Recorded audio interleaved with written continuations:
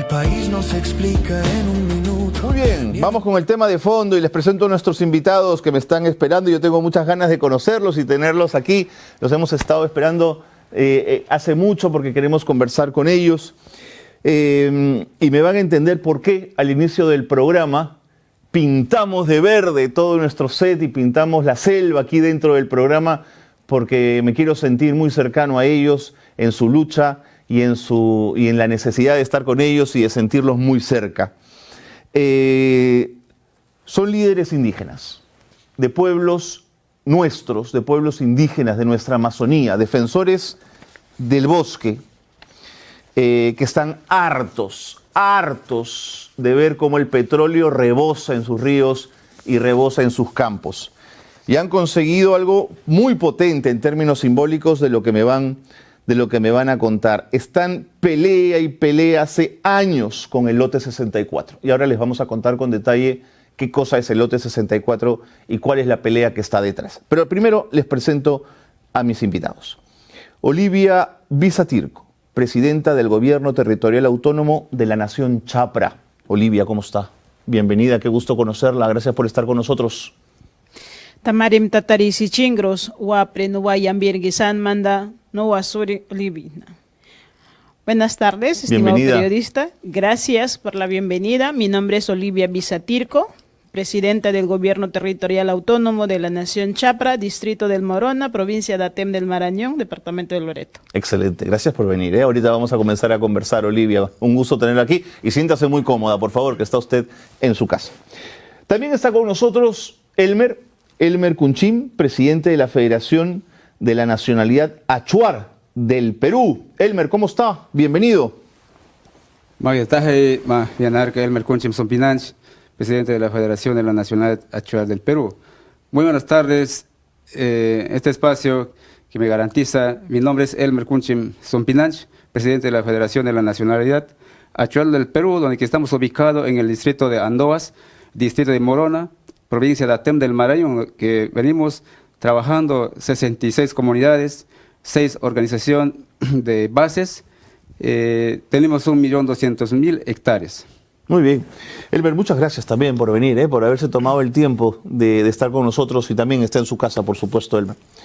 Mi trabajo es fácil porque uso Clica, así es como llevo el control de todas mis tareas. Empiezo vaciando todo lo que tengo que hacer en una vista de lista. Después, asigno una prioridad y una fecha de entrega para mantener todo en orden. Creo estados personalizados para organizar mi progreso exactamente como quiero. Me gusta agregar el campo de elementos de acción. Tengo a mis compañeros de equipo como observadores para que estén al tanto. ClickUp hace que el trabajo sea fácil. Haz clic en el enlace para crear tu espacio de trabajo gratis. 177.760 hectáreas de bosque amazónico, cual actualmente está siendo amenazado y que más adelante vamos a conversar y vamos a dar a conocer ante la sociedad peruana y ante el mundo. Desde luego agradezco por este espacio, señor periodista. Muchas gracias. No tiene nada que agradecer, imagínense. Bueno, para ponernos en contexto, el lote 64 tiene décadas de conflicto por intentos de exploración y explotación petrolera. Ha generado oposición constante. Esto no es de un día para otro, esto viene de años, con las naciones Achuar, Huampis y Chapra, porque ha habido derrames, contaminación de fuentes de agua, afectación a la vida silvestre y vulneración de derechos territoriales. Petroperú tiene participación en el contrato del lote 64 y ha intentado reactivarlo últimamente, incluyendo la búsqueda de un socio operador. Hay intentos previos de licitación y han fracasado o han enfrentado fuerte resistencia de los pueblos a los que ustedes pertenecen. Muy bien. Olivia, cuando hablamos de años de lucha, ¿qué significa años de lucha? ¿Cuándo comienza esta historia? Bien. Siéntanse muy cómodos de participar en cualquier momento, por favor, con toda confianza. El lote 64 se concesionó inconsultamente con los dueños legítimos de territorio en 1995. Ajá. Estamos hablando más o menos de 31 años atrás. Entonces, Realmente fue algo impactante para nosotros, porque nosotros hemos vivido años y miles de años en nuestros territorios tranquilos, sin problemas, sin conflicto y sin enfrentamientos con nuestros paisanos. Pero desde que se impuso el lote 64, no solamente hay que hablar de la catástrofe ambiental, sino también social, político, económico y sobre todo cultural. Desde que se instaló el lote 64 en el territorio de las superpuesto en el territorio de las naciones como Achuar, Huampis y Chapra, hemos enfrentado múltiples problemas como enfermedades, como conflictos y enfrentamientos entre familias, como despojo territorial, como violación a la identidad, como discriminación, como trata y violación sexual de las mujeres y menores. Entonces, para nosotros, el lote 64 es una tragedia. Prácticamente el Estado peruano impuso sin considerar que hay personas, hay seres humanos peruanos viviendo en esa parte del territorio. Elmer, ¿cuánta gente opera en el lote? ¿Viven allí, viven en la zona, van y vienen, son gente de la comunidad o cercana? Cuéntame un poquito eso. Sí, el lote 64 se ubica en el territorio del pueblo Achuar, Huampis, Chapra. Entonces, por muchas consecuencias que viene lotes petroleras, lote 64, lote 192, entonces viene, nosotros vemos derrame del petróleo, nosotros somos conscientes, somos vivientes de este territorio, por muchas consecuencias que afectan a la sociedad, contaminan nuestros ríos. Entonces, de esa manera, estamos acá presentes en las tres naciones para poder solicitar al Estado de que nos respete nuestros derechos. Elio, cuando hablamos de derrame de petróleo, ¿hablamos de consistentes derrame de petróleo, grandes cantidades de petróleo en ríos, o hablamos de pequeños sucesos que se han acumulado en el tiempo? Son grandes derrames de petróleo que afecta totalmente la vida de los pobladores, específicamente en el territorio Huampis, en Río Morona, distrito de Morona, mismo nombre, y provincia de Atem del Marañón. Afecta su forma de vida. El río es nuestro mercado, los bosques, el agua. Nosotros no tenemos agua potable. Entonces, lo que buscamos acá es entablar un diálogo, sobre todo que nos respete. Venimos de un tribunal internacional donde hemos alcanzado una sentencia favorable en el sentido de que, si bien es cierto, es una sentencia ética, es decir, no obligatorio al Estado, pero un compromiso ético que se debe respetar. Uno, que se paralice el proceso de concesión del lote 64. Dos, que se respete la consulta previa, libre e informada, que nos garantiza, como nosotros los pueblos indígenas, como pueblos amazónicos. Tres, que establezca, que exista pues un restablecimiento, un resarcimiento del daño causado durante varios años. Tres, que exista pues una garantía a los defensores de los derechos humanos. Eso es un alivio para nosotros y básicamente vamos a exigir al Estado peruano sobre el cumplimiento de esa sentencia. Elio está haciendo referencia al Tribunal Internacional de Derechos de la Naturaleza, que es un tribunal ético de sociedad civil, no es una corte vinculante como la Corte Interamericana de Derechos Humanos, por ejemplo, que emitió un fallo oral preliminar en el que exige al Estado peruano detener la reactivación del lote 64. En un ratito les voy a contar más de eso y conversando con ellos, pero quiero terminar un poco de entender la situación del lote 64. Cuando han intentado hablar con autoridades, incluso las del gobierno regional de Loreto, ¿qué ha pasado, Livia? ¿Qué les han dicho? Es preciso mencionar el historial de la actividad hidrocarburífera en la Amazonía.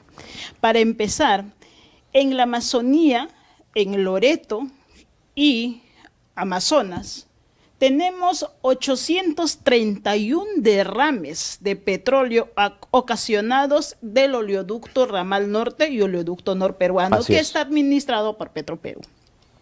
Y de las cuales, de esas 831, ninguna, absolutamente ninguna, ha sido remediada, reparada ni restaurada el territorio. Y no estamos hablando de unos pequeños derrames, estamos hablando de 12.120.000 barriles. Que van al río. Que van al río, que van a los bosques, que de ahí pasan por todos.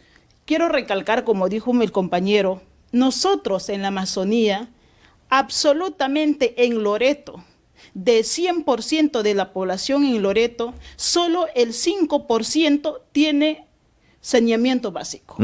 Quiere decir que el 95% no lo tiene. En los territorios indígenas puedo decir que el 99% de las comunidades no tienen agua potable para beber, tampoco tienen energía, luz para que nuestros hijos estudien. Entonces, ¿por qué queremos cuidar y decir basta ya de ecocidio, basta ya de etnocidio? Porque nuestro mercado, nuestra farmacia e incluso nuestra ferretería están en los bosques. Olivia, ¿de dónde tomas tu agua cuando estás en la selva? Yo de mi casa, yo tengo que recoger el agua del río Morona para beber. ¿La hierves antes? A veces cuando estamos en casa lo hervimos, pero cuando estamos trabajando en nuestras chacras o cuando estamos pescando lo tenemos que beber del agua directamente. Entonces, de los 831, cada una de las naciones que estamos acá presentes, estimado periodista, hemos sufrido ya y hemos vivido en carne propia, y duele decir esto, derrames petroleros en nuestros territorios. Claro. Ahora, Elio, Elmer, en Lima saben lo que dicen. Se los tengo que plantear para que ustedes me digan si es verdad o no. Dicen, ¿son los mismos pueblos indígenas los que dañan en oleoducto para que luego la empresa tenga que ir y contratarlos a ustedes para que los arreglen? Entonces contratan mano de obra indígena y ustedes se ganan una platita. ¿Eso es cierto, Elio, Elmer? ¿Ha pasado eso alguna vez? Bueno, al respecto de derrame del petróleo, siempre en cuanto a estudio de impacto ambiental, ¿no? OEFA, donde que nos informa, hay un informe claro, donde que es por malas operaciones, falla de operaciones, y también por corrupción, ¿no? De esta manera, entonces... Por corrosión del metal y por malas operaciones. Malas operaciones. No se habla de sabotaje. No, eso afecta, ya por ejemplo, en año 2024, ha habido derrame en Miso Pastaza, ¿no? Entonces afectó pueblo Achuar, pueblo Quichua, donde que pasa, hay 8 comunidades de pueblo Achuar y más tenemos nuestras lagunas, cochas, claro, donde que el petróleo crudo se entró. Entonces nuestros peces murieron y afectaron a la población, toman el mismo agua, lagunas, y ahí bañan. Entonces también los niños, adultos, jóvenes también en su piel salieron ronchas. Por supuesto, entonces, por supuesto. He visto una diferencia, o sea, muy sospechoso después de derrame que sucedió. De acuerdo. Elio, lo que yo he mencionado, ¿te hace sentido, te suena ese discurso? Sí, efectivamente, es un discurso creado por el Estado para poder evadir de su responsabilidad, el famoso sabotaje. Puedo retar al Estado peruano, decirle que no existe ningún indígena o ningún poblador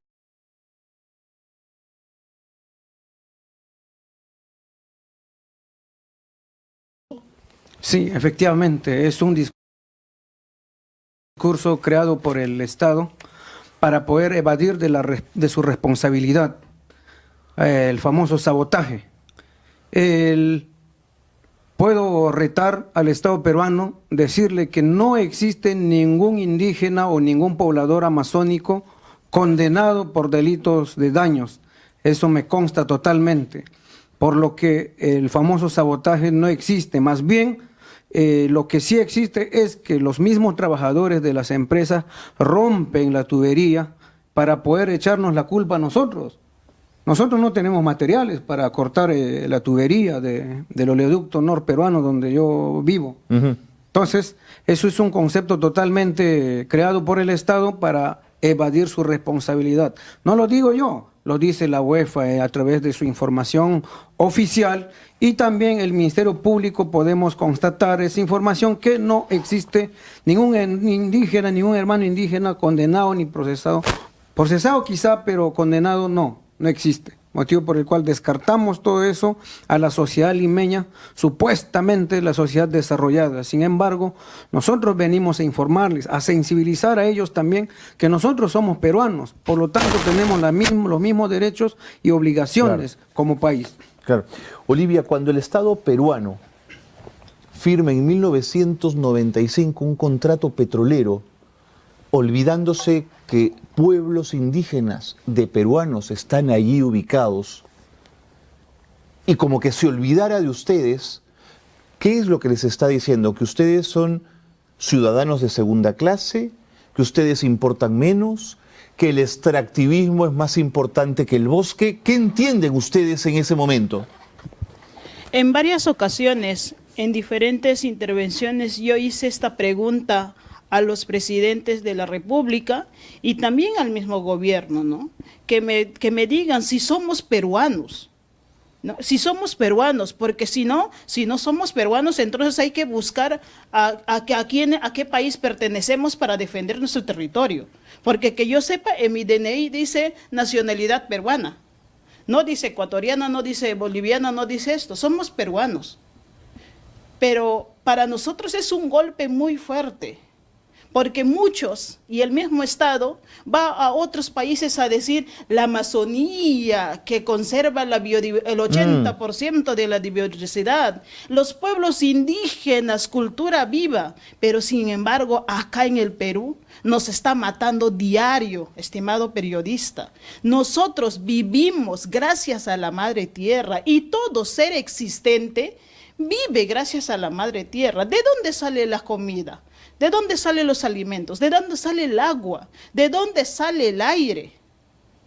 Hay que ser más conscientes, señores del gobierno, porque nosotros no estamos defendiendo por un capricho que muchos nos han dicho, que somos obstructores del desarrollo.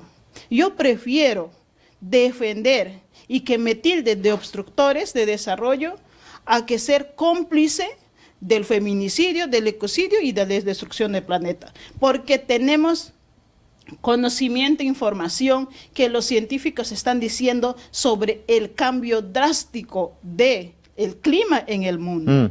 Entonces, ¿por qué suceden ahora tantos desastres naturales? Tanto no podemos tener conciencia y decir, ¿qué estoy haciendo yo para que el planeta esté cada vez más atacante, digamos, con nuestro territorio?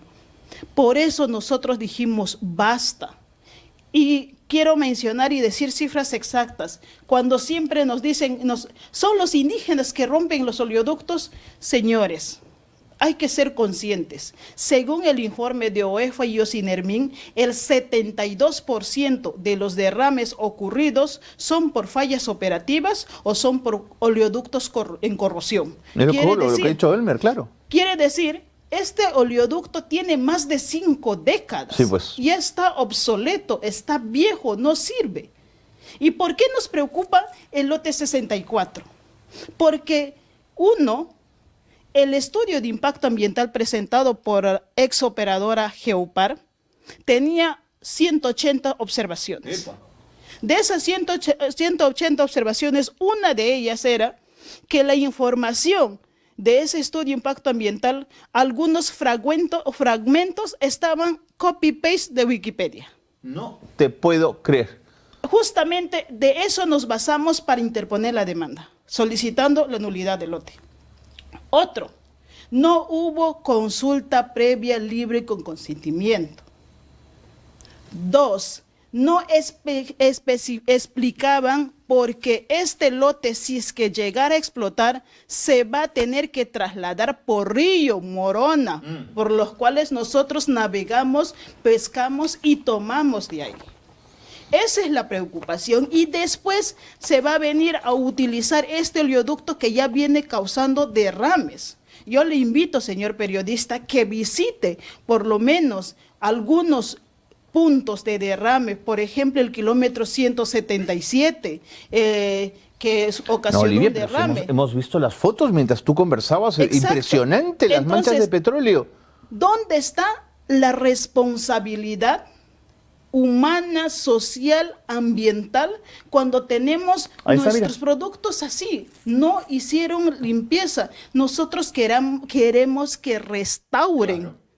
Que restauren y queremos... Olivia, me queda muy poquito tiempo, pero mira, los puntos del fallo de ese Tribunal Internacional de Derechos de la Naturaleza, que reitero es un tribunal ético, de sociedad civil, pero que es un instrumento valioso para acudir a otras instancias. ¿No es cierto, Olivia, Elio, Elmer? Se ha reconocido los derechos colectivos de los pueblos indígenas y los derechos de la madre tierra. Importantísimo. 2. Se exige al Estado peruano suspender de inmediato toda actuación destinada a reactivar el lote 64. ¿Estamos de acuerdo? Yo creo que eso es fundamental. 3. Se ordena revisar las decisiones que habilitan la explotación petrolera. Claro, a ver cómo se habilita y en qué condiciones, ¿no es cierto? Se exige el respeto del derecho a la consulta previa y al consentimiento libre, previo e informado. Aunque la consulta previa entiendo que no es vinculante, Olivia, corríjame si me equivoco. Claro que es vinculante. Okay, ¿en todo nivel? En todo nivel. Vamos a verlo, porque tengo ahí mis dudas, pero bueno, te sigo, Olivia. Demandan la restauración de los ecosistemas afectados, que es lo que tú mencionabas. ¿Cómo se les ocurrió ir a este tribunal, ya para cerrar, Elio? ¿Por qué decidieron ir a este espacio? Sí, efectivamente, es un espacio de sociedad civil, ya que compromete éticamente a los estados de poder respetar el derecho a la naturaleza, en este caso de la Amazonía, ya que actualmente los gobiernos no nos hacen caso. Históricamente y hasta la fecha siempre nos han impuesto desde Lima y no toman en cuenta nuestros planes de vida de las comunidades, de las organizaciones indígenas. Siempre nos tildan de que somos antidesarrollo, antieconómico, antisistema. Siempre se ha dicho eso. Y por último y lo más grave, nos tildan de terroristas. No, señores, así no es. Somos peruanos y consideramos nosotros que nos tomen en cuenta nuestros planes de vida y que los gobiernos tomen en seriedad el cambio climático. De no ser así, los primeros que van a morir son ellos, prácticamente. Sí, pues. Y los selváticos moriremos al último. Entonces, eso es lo que hemos hecho valer a nivel internacional. Clarísimo. Les agradezco mucho que hayan venido a contarnos esto y siempre tendrán las puertas abiertas en esta casa para recibirlos, ¿de acuerdo? Gracias. Olivia, Elio, Elmer, esta casa siempre abierta, a su disposición, ¿de acuerdo? Gracias. Olivia Visa, de la nación Chapra, Elmer Kunchim, de la nacionalidad Achuar, y Elio Cesen, de la nación One Piece, gracias por defender el bosque como lo defienden. Gracias por haber estado con nosotros. Muchas gracias. Muy bien, con ellos nos despedimos del programa, tenemos que cerrar ya. Gracias por haber estado con nosotros. El bosque en pie es lo más valioso que tenemos. Lo más valioso que tenemos. Sin eso no hay nada. El bosque en pie nos garantiza el agua, nos garantiza la lluvia, nos garantiza la humedad, nos garantiza el oxígeno, nos garantiza todo. El petróleo no. Nos vemos mañana. El país no se explica en un minuto, ni en un grito, ni en una consigna más.